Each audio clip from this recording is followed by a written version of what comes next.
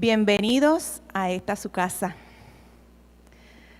Así que vamos a comenzar para beneficio de los que nos verán más adelante porque está siendo grabado. Mi nombre es Lismari González. Hoy 23 de octubre del 2022 desde la Primera Iglesia Bautista de Ponce. Estamos aquí para recibir palabra del Señor. Oremos. Amantísimo Padre Celestial, gracias te damos, oh Dios, porque pudimos descansar, porque nos permites ver la luz del día y llegar hasta aquí, hasta tu casa, venir a alabarte, a darte gracias por todas las bendiciones que nos das, Señor, que seas tú aquí con nosotros, impartiendo sabiduría, ministrándonos, tanto a los que estamos aquí presentes como a los que nos verán a través de los medios electrónicos. Quédate con nosotros y que sea de bendición todo lo que aquí se discuta. En el santo nombre de tu Hijo amado, Cristo Jesús. Amén. Hoy estaremos hablando sobre, tenemos la lección 8, que la tienen ahí ilustrada. El tema es ¿quién es el rey?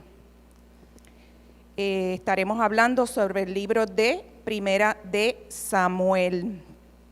Estamos en la segunda unidad de esclavos a nación del libro de texto que usamos para impartir la clase bíblica. La lección es la 8 y se titula ¿quién es el rey?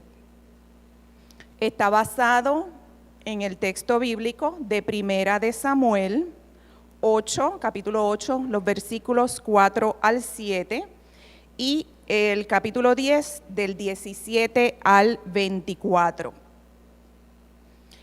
En la clase de hoy, que está basada en el libro de Primera de Samuel, veremos la importancia de tomar decisiones que son cruciales para la vida de un líder y de su nación.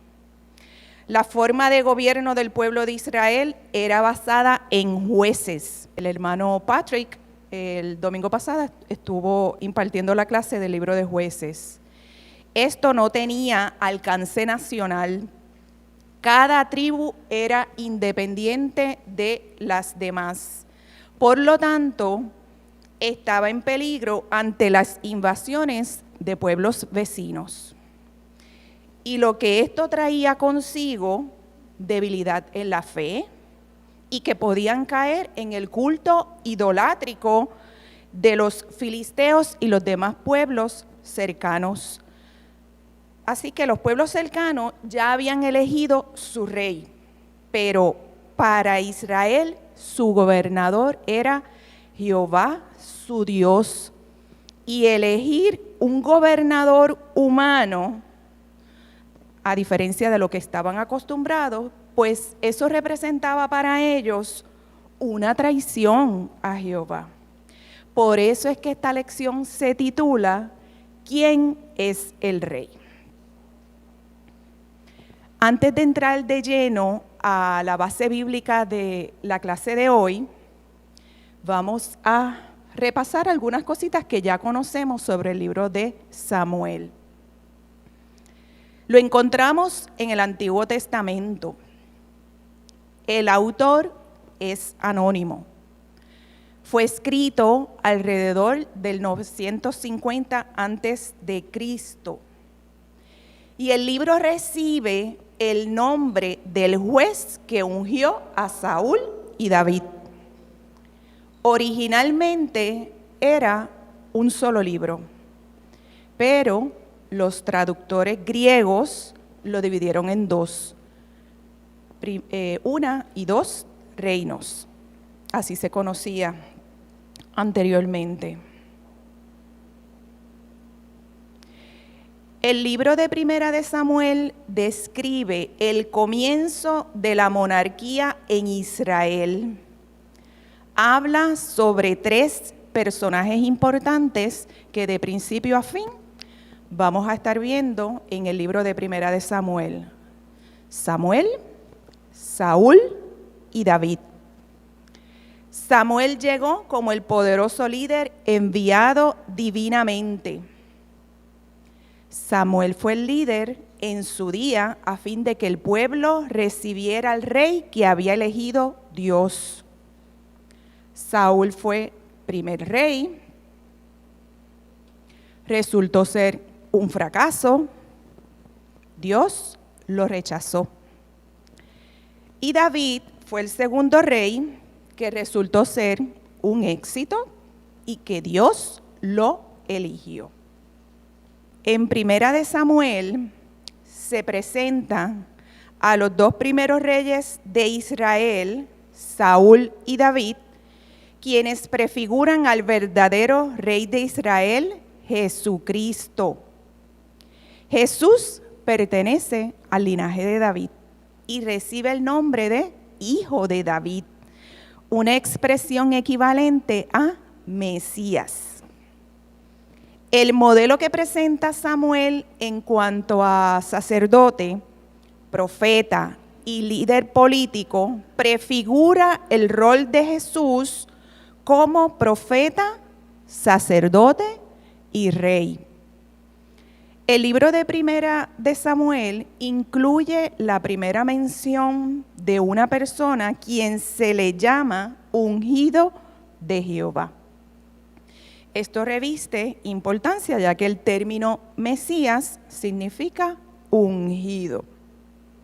Aquí ya con este preámbulo y unas cuantas pinceladas sobre el libro de Primera de Samuel, pues vamos ya de lleno a entrar a la lección de hoy. ¿Cuáles son los objetivos que nosotros como participantes de la clase vamos a tener con esta lección, con esta base bíblica? Pues quienes estudien esta lección podrán reconocer que en la primera forma de gobierno que el pueblo de Dios tuvo fue Dios mismo quien gobernó al pueblo a través de los jueces electos por él. El pueblo de Dios pasó de ser un conjunto de clanes, de tribus, para ser una nación unificada, porque hasta ese entonces estaban todas dispersas de manera independiente.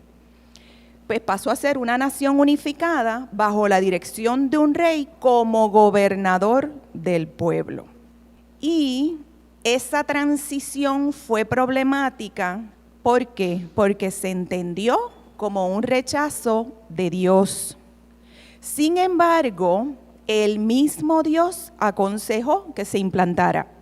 La cosmovisión cristiana, debido al concepto de la encarnación del Verbo, provee espacio para que un ser humano pueda gobernar como Dios manda y a su vez honrar la soberanía del pueblo.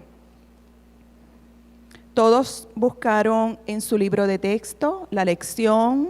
Aquellos que no tengan el libro de texto, busquen en su Biblia el libro de Primera de Samuel. Aquellos que no tengan ni su Biblia ni el libro de texto, se está proyectando los versículos que dan base a la lección del día de hoy. Como bien indiqué al principio, el libro de Primera de Samuel, vamos entonces a buscar el capítulo 8 y vamos a estar hablando de los primeros versículos, el 4, el 5, el 6 y el 7. Aquí tenemos proyectado dos versiones, tenemos la Reina Valera y tenemos la versión popular. Saben que tenemos diferentes versiones en la que usted se sienta más cómodo, puede buscar en su libro, en su Biblia o directamente en la aplicación en su celular. El versículo 4, voy a leer de la versión popular. Entonces se reunieron todos los ancianos de Israel y fueron a entrevistarse con Samuel en Ramá para decirle: tú ya eres un anciano y tus hijos no se portan como tú, Por lo tanto, nombra un rey que nos gobierne como es costumbre en todas las naciones. ¿Qué está pasando aquí? Vamos a comenzar a desmenuzar la base bíblica para poder captar el mensaje que nos tiene el Señor en el día de hoy, tanto para mí como para todos los que están aquí presentes y los que nos verán más adelante en la grabación. ¿Qué está pasando aquí? Vemos una reunión entre ancianos y Samuel. Los ancianos son los asesores del gobernante teocrático que es designado por Dios y acuden a Samuel. O sea, estos asesores acuden a Samuel. El gobernante teocrático designado por Dios es Samuel. Samuel fungía como sacerdote y como gobernante, o sea que él desempeñaba esos dos roles en ese momento. Recuerden que Samuel fue el hijo que Ana pidió a Dios, que si le concedía su petición, una mujer estéril, si le concedía su petición, todos sabemos esa historia, estoy simplemente dando un refresh, pues sería entregado al templo y dedicado al servicio del Señor. Y así fue. Pues vemos que sus asesores se juntaron y vinieron a decirle a Samuel que ya estaba mayor, que había envejecido y que sus hijos no habían seguido su camino y por tanto no eran aptos para dar continuidad a su gobierno. Que estos hijos eran incompetentes moral y espiritualmente. ¿Se imaginan semejante escena? Imagínensela, esa escena. Vienen a tu casa y te dicen, ya estás viejo y tus hijos no sirven para esto. Simplemente vamos a elevar nuestra mente y tratar de estar en un momento así, donde vienen a tu casa, tú estás en una posición de líder sacerdotal, de líder político en esa tribu, en esa aldea, y tus hijos pues no han seguido tus caminos, como eso sucede en muchas familias hoy día. O sea, esto no está lejos de la realidad. Y los asesores que están contigo, que están continuamente asesorando a ese gobernante, como lo vemos hoy día, los asesores que están detrás del gobernador, del alcalde, de todo pueblo y nación, pues vienen a tu casa, a tu área de trabajo, y te dicen lo que yo acabo de leer. Imagínense la tensión que pudo haber surgido en ese momento de confrontación. Ese líder, que es el que tiene la autoridad en ese momento de la historia, ¿verdad? En esa área particular, y le están diciendo sus asesores, tú estás viejo y tus hijos no sirven para esto. Así que debió ser un momento difícil, ese momento probablemente elevó tensión hacia ese líder. Incluso los mismos asesores, ¿cómo estarían cuando fueron a decirle esa verdad? Se ven dos puntos de vista cómo debe gobernarse Israel. La petición de tener un rey, establecer una monarquía como las demás naciones, eso era algo innovador para Samuel y esa aldea en particular. Recuerden que las tribus tenían un líder y ese fungía como juez del pueblo. Pero lo que los ancianos alegaban es que ya los pueblos vecinos tenían un rey, Queremos un rey, para ti es algo nuevo, pero ya todo el mundo alrededor nuestro ya lo tiene. O sea, era innovador para esa aldea en particular. Así que probablemente esto se venía hablando entre el pueblo, tras bastidores. O sea, era nuevo para Samuel, para sus oídos. Probablemente él no estaba ajeno a que ya los vecinos lo tenían, pero era la tradición en esa tribu en particular. Por tanto, para él era algo novedoso y hasta cierto punto estresante ese momento de confrontación. Así que esto se venía hablando, pero estaban esperando el momento oportuno para solicitarlo, para ir con el planteamiento donde el jefe, donde el líder sacerdotal, donde el líder político de ese entonces. Lo hacen en un tono de confrontación al líder en ese momento.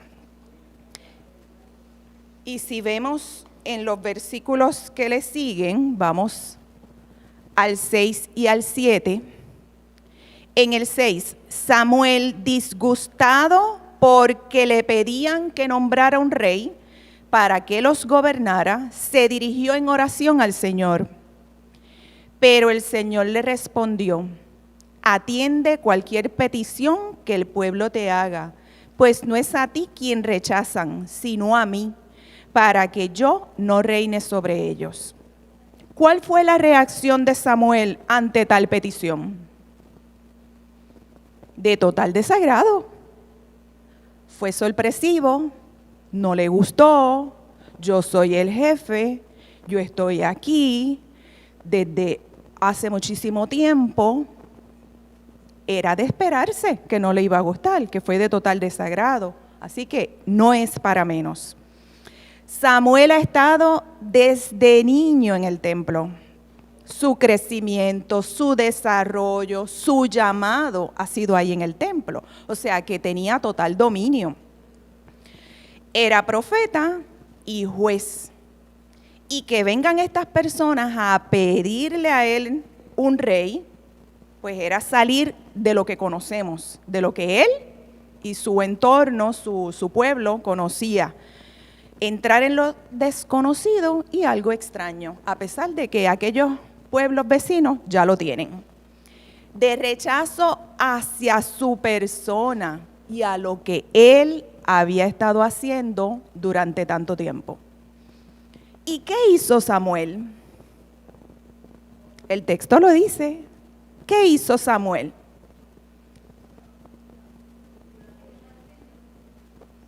Muy bien. Ir en oración y pedir dirección. Cuando llegan situaciones a nuestra vida que nos sacan de nuestra zona de confort, algo nuevo, ¿a quién debemos acudir? ¿Qué debemos hacer? Pedirle al Señor, ir en oración. O sea, esto era algo nuevo, estoy en mi zona de confort, yo soy el jefe, estoy aquí, ya yo domino esto. Y viene esta gente a decirme lo que me dijo, o sea, que me quieren sacar de aquí. ¿Qué yo voy a hacer? ¿Qué yo voy a hacer? ¿Cuál va a ser la reacción? Así que pedir dirección de lo alto, porque bajo nuestra sabiduría y nuestro entendimiento finito, pues tenemos que pedir dirección de lo alto. Y eso fue lo que hizo Samuel. Oró a Jehová, pidió dirección al Señor. ¿Cuál fue la respuesta de Jehová a Samuel? También lo dice el texto en el versículo 7. ¿Cuál fue la respuesta de Jehová a Samuel? Fue una respuesta definitiva de parte de Jehová a Samuel.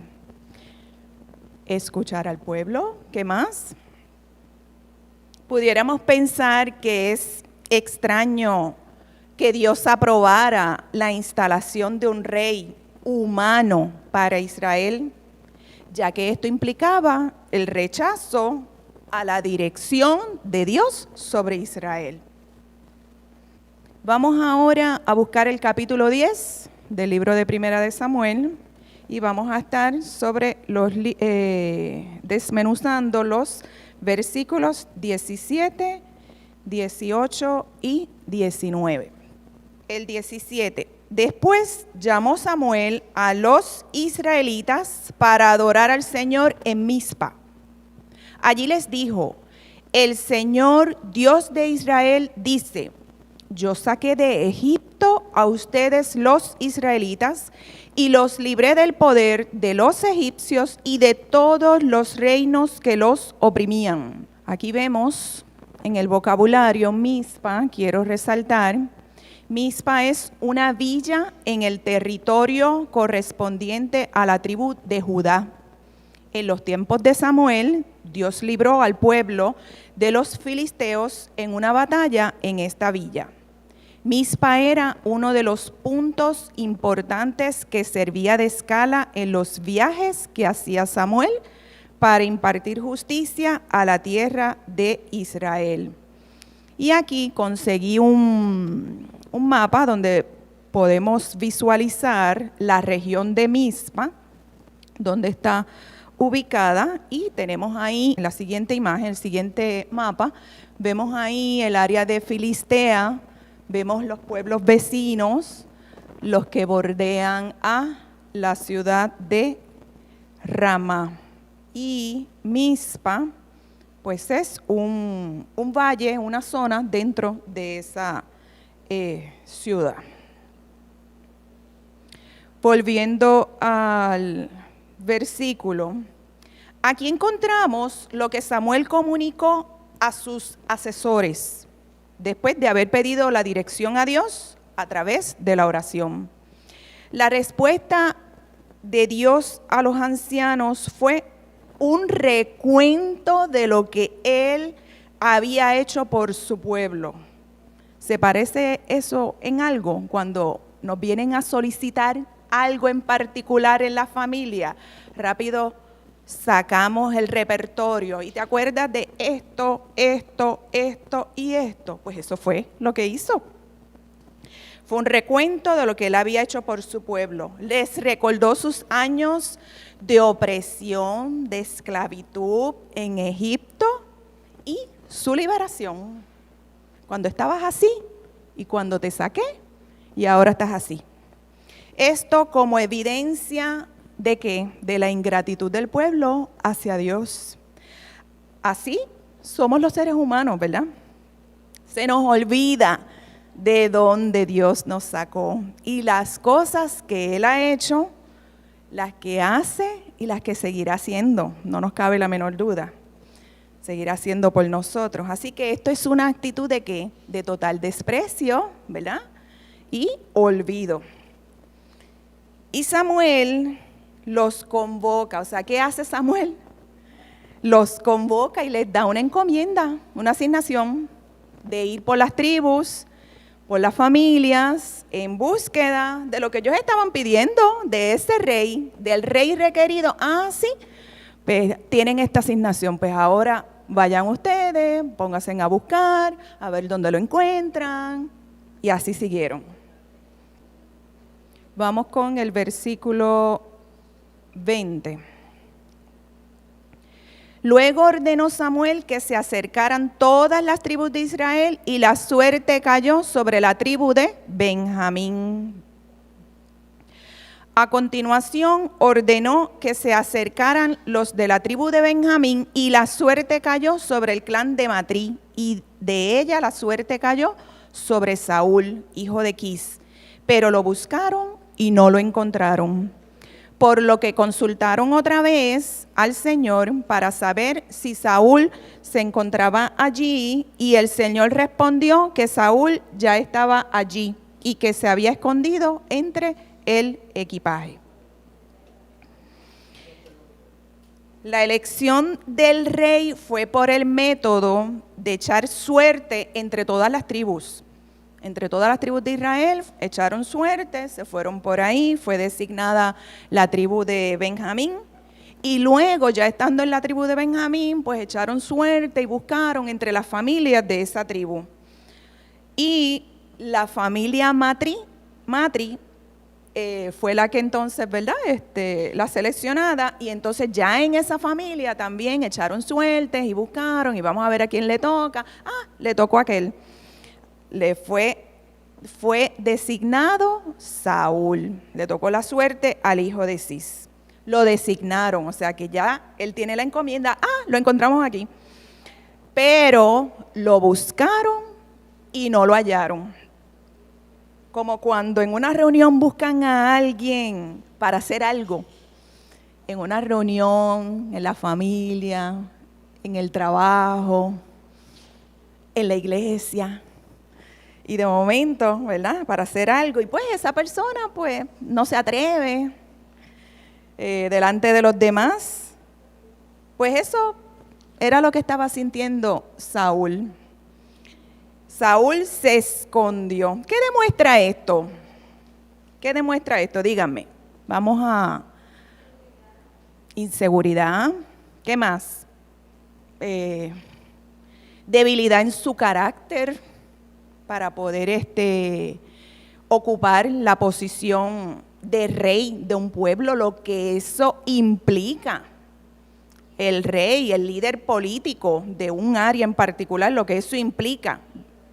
Miedo, débil. Así que pudiéramos pensar que tiene un carácter depresivo, que es una persona introvertida, pero esto es señal de que las complicaciones que va a tener más adelante, o sea, la misma palabra nos está dando los hints. Seguimos, los versículos 23 y 24. Entonces corrieron a sacarlo de su escondite, y cuando Saúl se presentó ante el pueblo, se vio que ningún israelita le pasaba del hombro, ninguno le pasaba de aquí. Era bien alto. Samuel preguntó a todos, ¿ya vieron al que el Señor ha escogido como rey? No hay un solo israelita que pueda compararse con él. ¡Viva el rey!, respondieron los israelitas. Aquí vemos cómo Samuel resalta los rasgos de la persona designada. ¿Cuáles rasgos fueron los que él resaltó? Que era alto, o sea, los rasgos físicos, los que se veían así, a simple vista. Los rasgos físicos de Saúl. Estos rasgos fueron los que él resaltó para ser rey, pero no hizo ninguna referencia a su capacidad intelectual o espiritual para poder cumplir su función como rey. Cuando Samuel dijo, ¿habéis visto al elegido de Jehová? Cuando él dice, o sea, ¿vieron al que el Señor ha escogido como rey? Esa pregunta, ¿verdad? Como que tiene algo entrelazado. ¿Cómo podemos aplicar este relato en nuestras vidas? Recuerden, o sea, estamos aquí como estudiantes, participantes de una clase de la escuela bíblica, donde el texto bíblico que da base a la clase, pues trae un mensaje para que nosotros lo podamos aplicar a nuestras vidas. Ese es el propósito de estudiar la palabra, escudriñar la palabra. ¿Es o no es? ¿Cómo podemos aplicar este relato a nuestras vidas? No me tienen que contestar, eso es una pregunta reflexiva que nos llevamos todos cuando salgamos de aquí. ¿Cómo nuestra fe opera en la toma de las decisiones que afectan nuestra vida individual y comunitaria? Porque tomamos decisiones que nos afectan a nosotros como individuo, como persona, nos afectan a nuestro entorno cercano, nuestra familia, a nuestro pueblo, la comunidad donde vivimos. O sea que muchas veces la toma de decisiones pues tiene que ver mucho con lo que ocurre a nuestro alrededor, las consecuencias que tenemos que enfrentar luego. Cuando los ancianos le plantearon a Samuel las dos decisiones de carácter final, que era, tú vas a terminar como juez porque ya tú estás viejo y tus hijos no sirven para esto. Eso fue lo que le dijo, en palabras bien simples. Y la elección de un rey para juzgar a Israel, dejándose llevar por lo que estaba sucediendo en los pueblos cercanos. O sea, que ya es un rey, o sea, una monarquía. La razón del cambio era poder dar al pueblo, ¿qué? Una mejor defensa, darle seguridad. Pero a Samuel no le gustó. ¿Cómo manejó el planteamiento innovador? Esa también que hizo ante los retos que le plantearon. O sea, que cuando se nos presentan, estoy en las preguntas reflexivas de llevarnos de asignación, que no me tienen que contestar. Cuando se nos presentan situaciones difíciles en nuestro trabajo, en nuestra casa, en la iglesia, en nuestro entorno, en nuestra comunidad, pues cómo vamos a reaccionar, ¿verdad? ¿Cómo las manejamos?